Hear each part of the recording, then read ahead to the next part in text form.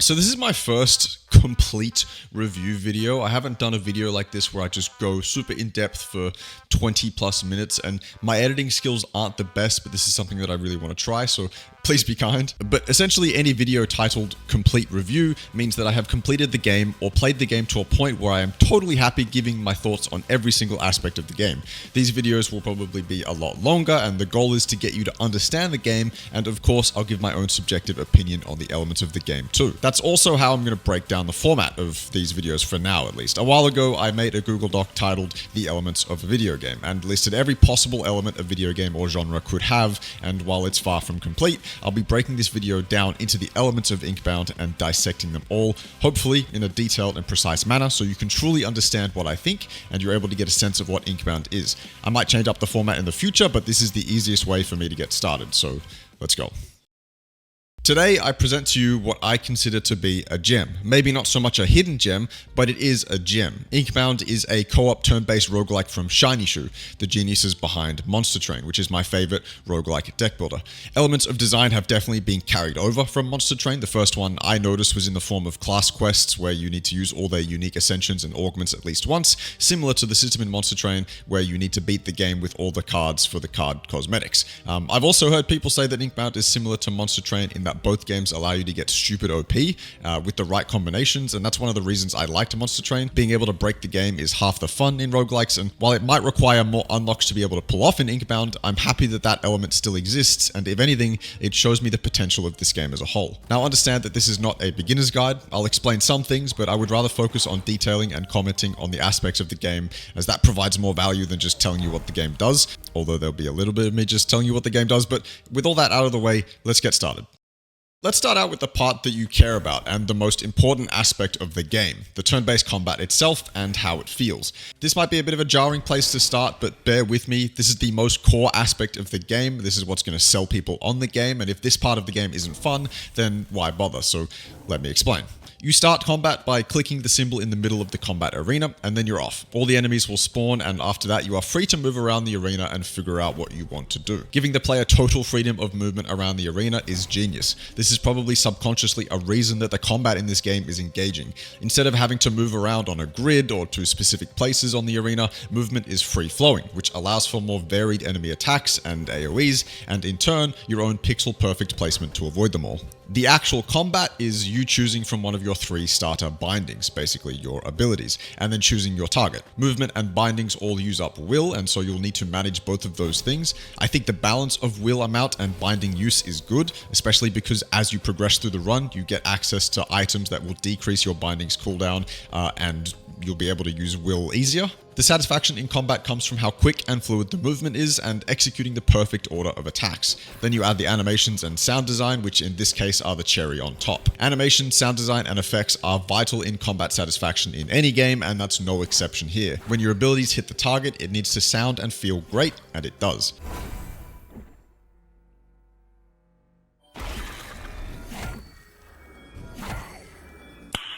Nice. If you know what you want to do, you can get all your attacks out in rapid succession, and it'll feel a lot quicker than the other turn-based stuff you might be used to. Obviously in co-op there is a lot more coordination needed, and so that will take more time, but as a solo you should be getting your stuff out pretty quick. On your turn, you'll know what the enemy's intentions are, and apart from a few specific instances that I think are bugs, the intents are all clearly shown to you, so you know who to target and what to avoid and who's doing what. This is the same for what's going to happen with your attacks too. You are clearly shown how much damage you are dealing, enemies you can hit are highlighted, and if an enemy is lethal, it will show you with a skull symbol. If you're coming into this game from heavy experience in turn-based combat, you'll probably be playing this game on easy mode for the most part, and that's because this game's combat is obviously on a much simpler level than others in the genre. That is a good thing, however. This game's combat would not feel as fluid if you constantly had to think about tons of specific information before you made your turn. That doesn't at all take away from the fun or challenge of combat, it's just that those things lie in other parts of combat rather than needlessly needless complexity. It's worth mentioning turn order. Enemies spawn and tell you what they're doing, and then you make your first move. Then they'll attack after you make your turn, and so on and so on and so on. Stacking effects like bleed and burn activate after the enemies have made their moves. This is a decision I'm still not sure about, but it is balanced for the moment. You can get some pretty nasty stacks which would make combat a joke most of the time if those effects activated first. I would like to see it changed personally and rebalanced, as stacking damage takes effect first in basically every other turn-based game I've played, but again, it's done for balancing, and I guess it works at the moment. There are a couple things that will take place before enemies attack, like the Clairvoyance Ball, but the main stacking damage types take place after they've attacked. Now, to ensure combat keeps its pace, two things happen. The arena becomes smaller after a certain amount of turns, becoming quite claustrophobic, meaning that AoEs become a lot more dangerous, and orbs will spawn on the ground each turn that provide 1 will and reduce cooldowns by 1. Both of these additions are great and keep combat moving nicely along while providing a good amount of pressure as well. Enemy design and attack variety is definitely on the lower side, although this game is easily comparable to many others in the genre when it comes to this. In Hades, you are going through the same areas against the same enemies with the same attack patterns. That's basically how it is here, but it wasn't an issue in Hades and it is not an issue here. The variety comes from other areas. For example, buffs and debuffs are pretty diverse within combat and will change the way you think about target priority and what moves you use first. This is good. Keeping you on your toes keeps combat fresh, and I think this is executed as a whole pretty damn well within the game, but especially with the bosses. Overall though, not only am I new to turn-based combat, but I'm also not super fond of it, so when I tell you that I really enjoyed this game's turn-based combat, that should mean something. Now, I mentioned the bosses, so let's quickly talk about them. Boss design in Inkbound is simple to talk about because I just went over everything else about combat, and all of that stuff is relevant to boss fights too, but of course bosses are more tanky, have special buffs to consider, and unique mechanics. I won't spoil all the mechanics, but the 3 main bosses look great and are the most engaging enemies to verse. The mechanics introduced in not only the 3 final boss fights, but also the 5 location-based mini-boss fights provide a consistent enough challenge throughout the run. I'm also just going to take a moment to praise the actual physical look of the bosses, and to be honest, all the enemies in this game. The game is based around ink and books and writing, so they have to make all the enemies designed around an ink theme. They've really excelled in this area, and I think the physical design of the enemies deserves its own praise, but yeah, all the boss fights, design, and variety is fun, and consistently makes you think each time round. I would go deeper, but I'm not trying to spoil any of the mechanics of the bosses or anything like that. I'll let you experience those first. The co-op gameplay is one of the biggest selling points for a game like this. In fact, for some people, this is basically the only selling point. The fact that you can play it with friends is more important than the gameplay itself, and I seriously don't blame them. Making a co-op game in 2023 with only 2 or 3 player co-op instead of 4 is so fucking detrimental to your game's success, I'm sure of it. For the King is a great game, but it's only 3 player. Thankfully, that's being remedied in the sequel coming out this year. RoboQuest is a fantastic game, but it's only 2 player co-op, limiting the chances of purchase by some people. Inkbound, however, can hit the ground running, boasting 4-player co-op, opening it up exponentially for so many other people to get into it. And co-op is truly where this game comes alive. The potential to combine each player's abilities for massive damage output is evident and works when you get the right combinations. Some co-op games just put you in the same server as the other players and don't offer actual cooperative features. That's not the case here, although this is another area of criticism for me. I think this game could offer a few more cooperative features. As it stands, the extent of the features is being able to drop items for each other in the run, and some bindings will buff or heal your friends in combat. Those features are nicely implemented, and of course there is a chat and party system and other things you can do in the hub world, but they don't matter as much as the stuff you can do in a run. Like, for example, you can't drop any currency at the moment, which I think would be a balanced decision and a nice addition to add too. Again though, the actual co-op combat is great. Enemies are buffed appropriately, making teamwork necessary. This is while we are playing in silver to gold rank, however, which is why I'll continue to ask that you play ranked for the proper challenge, and don't worry, I will talk about the ranked mode more later on. Anyway, in co-op, you'll need to properly coordinate your abilities to min-max the damage. For example, you don't want your moss cloak to be marking enemies and then someone uses up that mark on a basic attack or something. And if that does happen, well, that's the beauty of the need for coordination, and that's how it should be in co-op. You're in a position to reach incredible heights as a team, but it's going to take coordination to do so. So yeah, I think the co-op aspect of Inkbound is implemented to a point where it is confidently a huge selling point for the game, although I do think more co-op features should be introduced later down the line. Okay, let's talk about the visuals. I love this game's visuals. Seriously, they are so vibrant and so clean. Everything is easily identifiable and there's really nice detail in the environments. I already mentioned the boss and enemy designs and how great they are, but the world design is exceptional too. There are 5 unique maps and each of them has an incredibly executed visual style, from a lava-ridden hellscape to a green lush forest. They all look great. I like this art style a lot. Art that prioritizes cleanliness and vibrance just works for me, and it's done well here. I think they've made the combat and every other aspect fit around the art style too. I love how the vestiges look as well, which are your in-run items. There's something I should actually probably give more praise to, because the creativity in creating the looks of these vestiges is insane. Looks like the out-of-this-world design from Monster Train has nicely come across to this game, and I'm all here for it. Okay, let's talk about the class options here, and in Inkbound they are called aspects. Moss Cloak, the assassin who can unleash tons of damage while darting around the arena. Magma Miner, the burn specialist who's able to deal consistent damage. Weaver, a class specializing in control while also dealing out damage. Obelisk, the tank who can also output decent damage with big arena-wide AoE, and Clairvoyant, a diverse class able to build into massive damage or support options. I'm going to purposely leave out most of the details here, as I want you to discover most of what these classes have to offer by yourself. This is a nicely diverse assortment of classes, meaning for a good amount of your playtime you will still be discovering more options about these classes. That diversity also comes in the form of specific vestiges that can be unlocked for these classes to be found in runs, making their abilities even more powerful, and at 40 plus hours, I still haven't discovered all there is to these options. On the surface, the diversity in these classes might look quite bleak, but trust me, when you go deep into the run, given the options that you have in a run, there's a lot of variety to be had, and I don't think you'll ever get bored. Magma Miner is probably going to be the one that you play to familiarize yourself with the game. Being able to deal consistent damage to one and sometimes more targets is this guy's bread and butter. Stacking heat to gain ability power means he can be even more consistent as well. And I think it's good because I think most games need a class like this that's there to act as a reliable option for new players. Moss Cloak is one of the more fun classes in my opinion, primarily dashing through multiple targets to mark them and then using one binding to deal massive damage to the marked targets. This is an archetype that you'll be familiar with. It's an archetype that surprisingly works well in a turn-based setting. Weaver is also pretty damn fun. You attach yourself to as many enemies as you can, meaning you can focus on dealing damage or stacking damage over times rather than having to focus on just one target. As the run progresses, it becomes easier to attach yourself to enemies, and you can even become stronger the more enemies you're bound to. Really unique concept and executed really well. Obelisk is really good at stacking up shields, spiked, and health. You can play him as the tank, able to take aggro from all direct damage on the map with a single arena-wide AoE, but I find it more fun to stack up crit chance and damage on his bindings to go for a full damage build, meaning you can wipe most of the enemies on the map in the click of a button. Clairvoyant is a class I've seen able to tackle damage builds and support builds, although it's a bit more complex to pull off here compared to just bonking them as the Magma Miner. Clairvoyant to me now acts as the class that takes a bit more time to master than the others, and it's great that a class like that exists. All in all, these are a solid foundation to Inkbound's roster, and more are coming in August. Each one of these classes is capable of that incredibly busted build I mentioned earlier on, and that makes each run exciting. One complaint I do have, I wish there was more class-based progression. You do unlock aspect-specific vestiges by doing things with that class, but I feel like there could be more. Maybe that's just me though. Okay, let's talk about the in-run progression. That's what a roguelike is all about, so let's get into it. In-run progression in Inkbound is laid out such that you'll really need to think about your decisions. In fact, I'll run through what you'll experience in chronological order so you can get a sense of the progression. In the first staging room, you'll be offered a chest with a vestige in it and a common augment.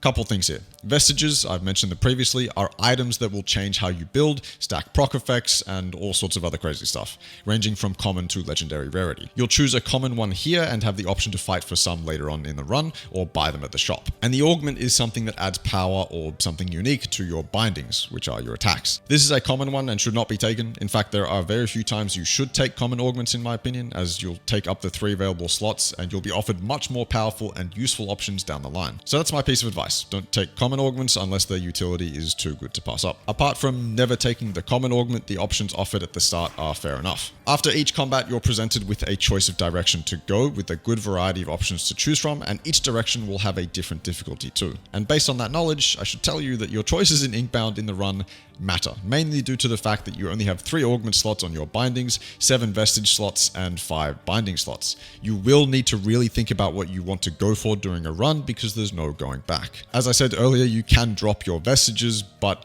if you've wasted an option on picking up one that you don't want, then you're going to be punished for it. During the run, you'll get options like a quilling cage or a vault. Quillings are the currency and vaults give you vestiges, and you'll have to weigh up what you want at the junctions after combat. IMO quillings are great early, go for heroic vaults later on. One of the first options you'll get actually is a binding option, and you'll choose between one of the 13 bindings currently in the game that are shared between all aspects. So aspects have 3 unique bindings, and then there are 13 shared bindings that each class can take. I really love the choices on offer, mainly because they all represent something specific that you want to be able to do within your run. Some games the choice doesn't really matter, or the option you picked won't actually make a big difference. I love that that's not the case in Inkbound. The binding you choose will affect how your run goes, and that's great. I'll quickly run through the other options you have in a run before getting to the big choices. You can go and get some glyphs that allow rerolls in the run, quilling cages for currency, vaults for vestiges, sea breaches that offer run-changing options, often one buff and one nerf that you'll need to think about, although in reality, I think these could be reworked entirely, as some of them are not run-changing at all.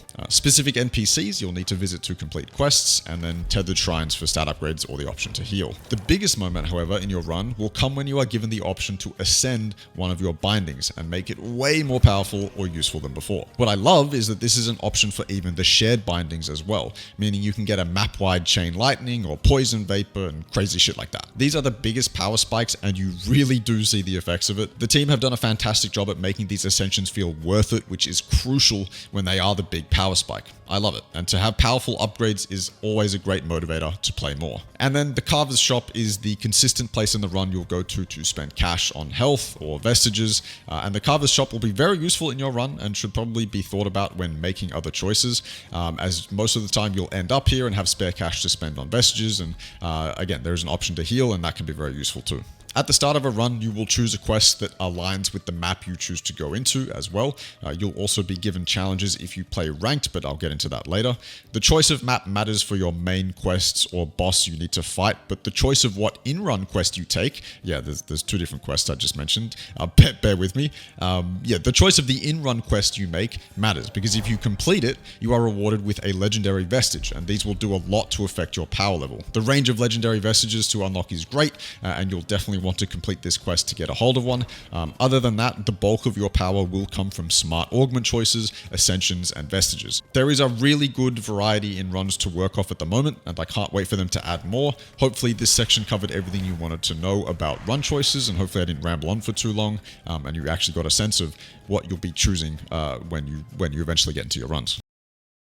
Okay, so we're in early access at the moment, so meta progression isn't something I'm expecting to be vast or super deep, but I can't help but want so much more than what's offered. The reality of this game, and many others like Monster Train before it, Slay the Spire, Faster Than Light, etc., is that permanent meta progression would either do more harm than good, or it's not the design choice the developers are going for. I personally really love grinding shit out. I love numbers going up, levels increasing, stat boosts, complex pieces of gear, etc., etc. But I'm not going to get that all the time, so that leaves me a bit confused about Inkbound's meta progression. What exists at the moment is 3 main forms of meta progression, the most important of which is completing quests to permanently unlock vestiges to find in your runs. There is a very good amount of quests, in fact they even keep coming for me after the amount of time I've played, so don't worry about completing them all quickly because they'll keep coming. The quests that you complete to get all these vestiges offer a wide range of challenges or tasks. Some are frustrating or annoying, but for the most part these quests are reasonable to get through, which means with enough playtime you'll have access to the better vestiges, and that's good. But when it comes to progression that improves your runs, this is it. The roadmap lists trinkets as the next form of unlockables, but that's it over there too. And for a lot of people, this is all the progression they need, but I'm the type of person that constantly needs to see progress, but I understand that that's not reasonable to expect here. This game is incredibly fun, and my longing for constant dopamine hits shouldn't hinder that, so while I do think there are more things possible for meta progression, I'll back off my relentless need for that for the moment and understand that this game exists in a different context to others. The Season Pass is a point of critique in the Steam reviews, some even changing their opinion on the game based on the fact that a Season Pass exists. They could not be more stupid. This Season Pass is cosmetics only. It has good cosmetics in it as well, and with the code Early Access Thanks that gives you 300 shinies, you're able to purchase the full pass for a total of $3. And then the pass itself gives you access to over 1100 shinies or something like that as well, so if they release more, you'll be able to buy them over and over and over over again for an investment of just $3. This is such a light monetization system to complain about, considering there is zero pay to win in the game. The way to get more powerful is to unlock vestiges through quests that can only be completed by playing the game. Do not worry about the season pass. It is light monetization on top of a fundamentally sound game. With that said, for the moment, I am content with the progression that exists in Inkbound. Okay, so as I've been recording this, I've noticed my articulation deteriorating, but these last two sections are going to be very easy to get through, so thank you for bearing with me while you have. I very much appreciate it. Difficulty in Inkbound is a bit weird at the moment. Ranked is the only way to play Inkbound, and at first glance, it's weird to have a ranked system in a co-op indie roguelike instead of arbitrary difficulties, but I don't mind it, and it encourages replayability too. The roadmap mentions a streamlined ranked mode, and I think that's necessary. The climb is way too slow at the moment, but the challenge is definitely there. There is zero point in playing unranked. It's too easy. Even if you're not fond of games like this, I think you'll find it too easy. So please play ranked for the proper challenge. It's also a challenge that makes you and your friends think about the right moves before you make them, and that's exactly what we want. As you progress through the ranks, more challenging modifiers are added to the run, and if the ranked mode was streamlined, this would feel like a really clean progression of difficulty, but for the moment, my friends and I are not at a rank that's managed to take us down consistently. I feel like I want to be bashing my head against a wall trying to beat a certain rank, but again, the climb is a bit slow, so yeah. Other than that, I think the fundamentals behind difficulty, like the modifiers, enemy health, damage, etc., is balanced to a nice enough extent, at least in co-op. I think solo runs need some balancing on the difficulty side. Sometimes I just feel way too... It feels like unfairly overwhelmed, but that's my only difficulty complaint other than a slow ranked grind, so I guess overall difficulty gets a B+ from me. And finally, a complaint I see in the Steam reviews and a core part of the game's underlying functionality: this game is online only. I wrote this section in planning to talk about it at length, but then I realized I have no idea the implications of the game being online only. When you start the game, you enter an online hub world for your server, and I assume the main reason for this is to encourage party play with random people, but I don't know how viable that's going to be. For me in Australia, that means that we have to play on Singapore servers on about 100 ping, but that's not an issue in the slightest. I really don't know why this game is online only. There's a part in the back of my mind that makes me think this is the foundation they'll use to monetize heavily or something like that, but again, I have no idea. Right now, it isn't even something I think about. I hop on, I play, I have a great time, and that's all that matters to me, so I seriously wouldn't worry about it. For now, that's all I have to say about Inkbound. When I look over this script, part of me thinks I've done absolutely nothing but ramble, and I apologize if that's the case. This is a skill I am still trying to get better at, but I hope that if you did watch the whole video, you were given a good sense of what Inkbound is and what Inkbound has to offer. I appreciate you watching, and if you have any feedback, please leave it below. I will definitely take it on board. Being able to confidently speak on video games features is very much important to me, so any critique is welcome. And yeah, thank you so much. Have a great day, and see you later.